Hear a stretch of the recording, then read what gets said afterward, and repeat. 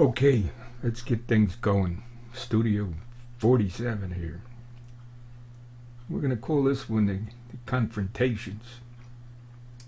You're going to have some confrontations in life.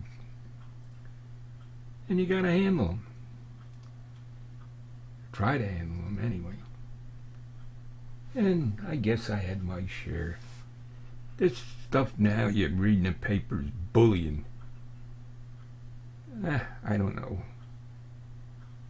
In the old days, with a bully, you got to, and you'll run into a bully.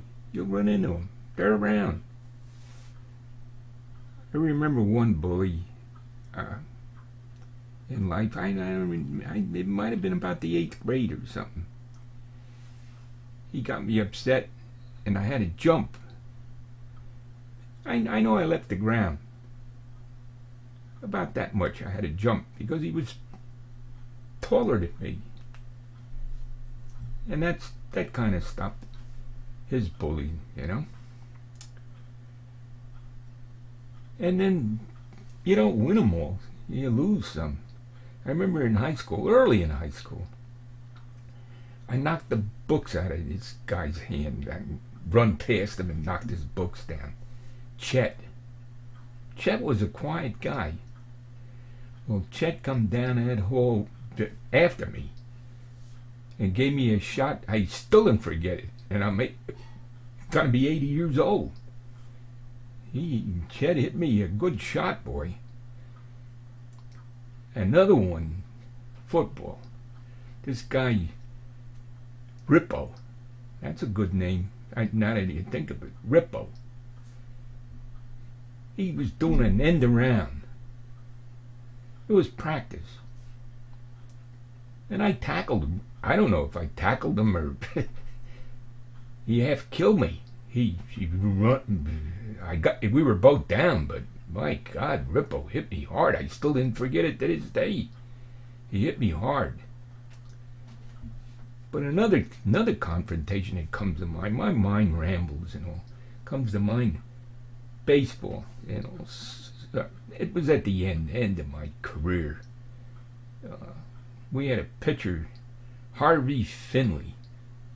He was a big guy, and he could throw a softball. He could throw a softball through a brick wall.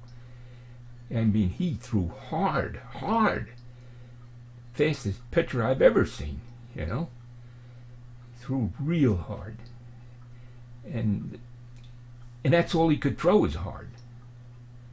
You know, if a midget went up to the plate, he couldn't lob the ball to a lesser hitter or something. He threw everybody 150 miles an hour to everybody. So Harvey's pitching, and this guy, he wasn't even playing. He's mouthing off, and it's upsetting Harvey. And I'm in the infield, and I figured, let me go in and try to calm him down because this guy was upsetting. And I walk up to Harvey, and the ducks and geese. I waited till the ducks were going over. I knew they were going to go over. Or maybe Greek geese, I don't know what they were. So I walk up to Harvey and I said to him, Harvey, don't let that guy bother you. Another week or two, this is all going to be over with, and we're going to be hunting. He was a hunter, I was a hunter. And he says, if he don't shut up, I'm going to get him. So I might try to calm him down, I don't know. Well, the next thing you know, something happened, and here come this guy. Harvey almost hit the guy or something. The guy that was the batter. Here comes this big bully, loudmouth, walking up to the plate, strolling up to the plate. And Harvey walked down to home plate. He put his glove down on home plate. He put the ball in the glove. And he hitched up his pants and he said to this guy, I'm ready to play ball or fight.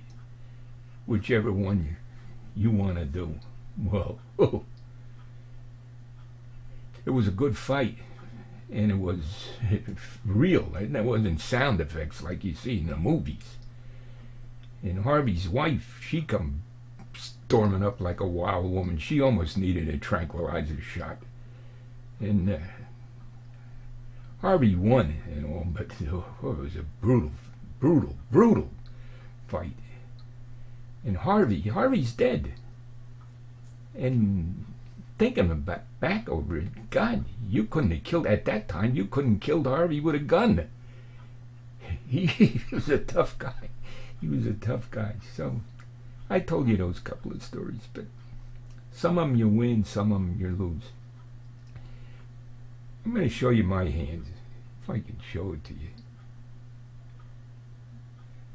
I'm banged up a little bit. Where's this finger? This thumb. The thumb, you can see it from here this way. Now, I hit a guy in the head, Buddy Brown. I like Buddy Brown. I don't know what could have been. So I either got that thumb from Buddy Brown or another incident like that.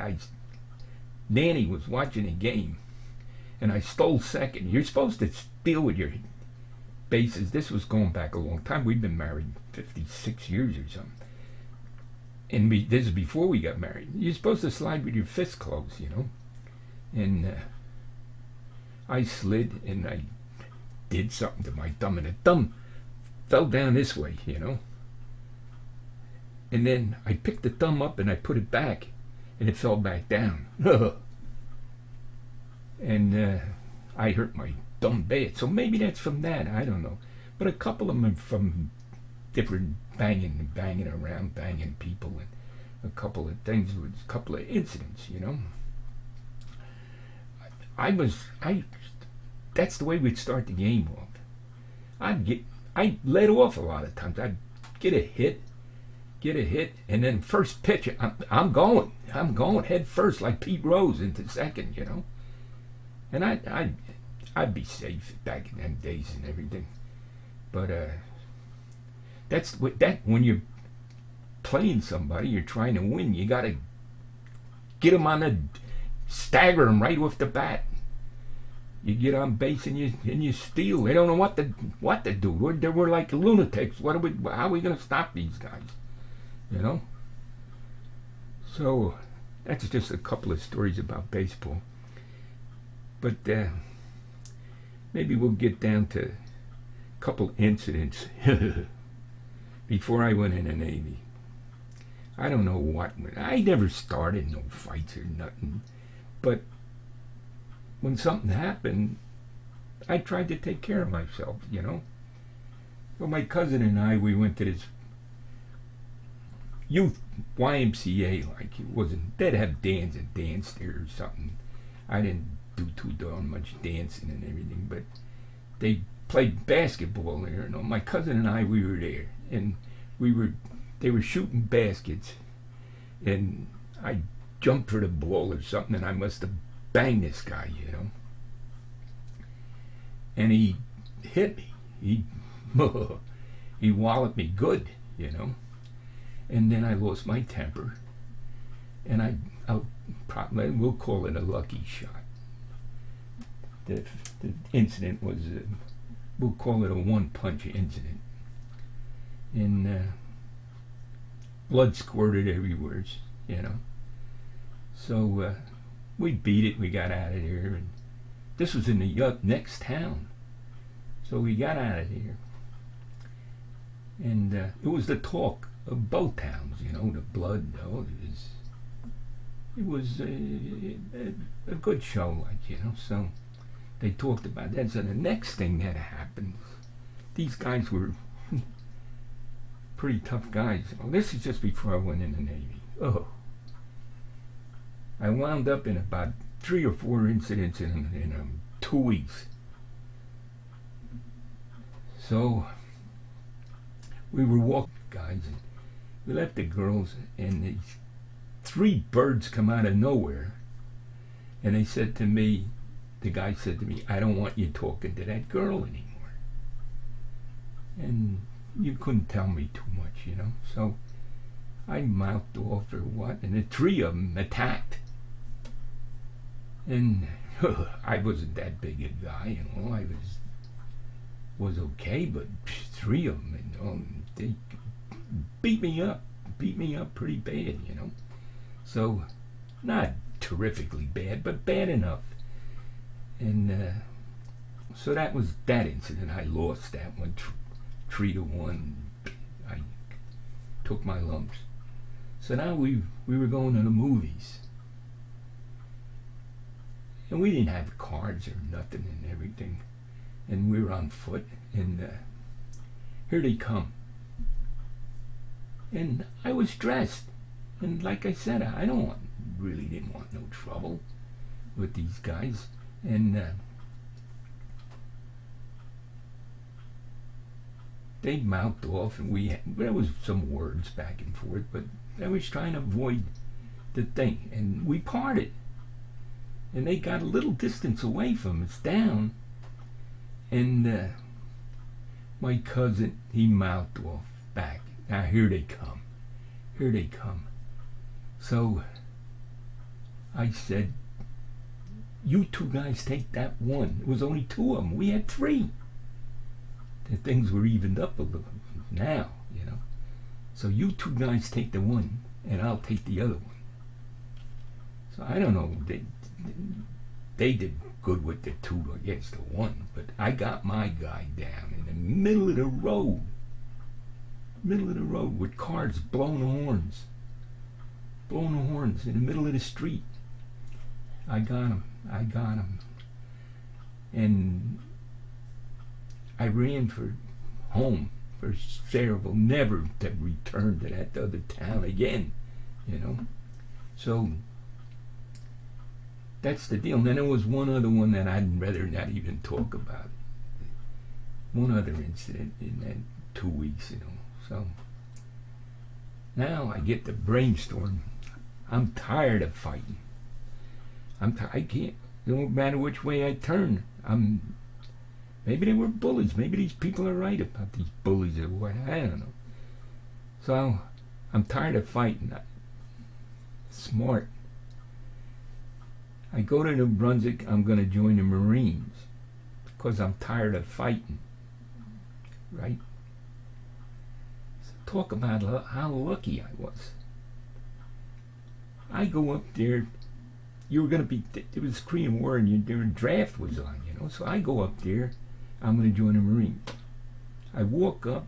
It was around noon hour. It was around that time frame. I walk up, and there's the guy's out to lunch. He's out to lunch. Or I would have been in the Marines. So I turn to walk away, and I'm going to come back. He probably said I'm out to lunch or something. So I'm going to come back. And this guy next door, in the next office, he's from the Navy. He's seen me. And he says, hey, come here a minute. And we talked for a little bit. He says, why don't you join the Navy? Why do you want to join the Marines? Well, Marines had a nice uniform, looking uniform. Stupid. Jesus. So, oh, there we go. So, I gotta try to control myself because she'll shoot the place up. So,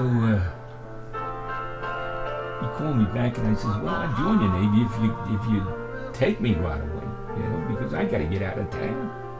I gotta get out of town and I can't keep fighting daily. You know, so that was it. I joined the Navy. And that's the story of how I wound up in the Navy. But I was lucky. That guy would have been there. I might not have been sitting here today. I'd be like Woody. My other buddy that I was in business with, he went to Korea. He says he crawled for about a month. And then he says, I got to get up on my feet. I can't keep crawling for the rest of my life, you know? So, that's that story. And we'll stop it here and I'll try to get my thoughts together again and continue.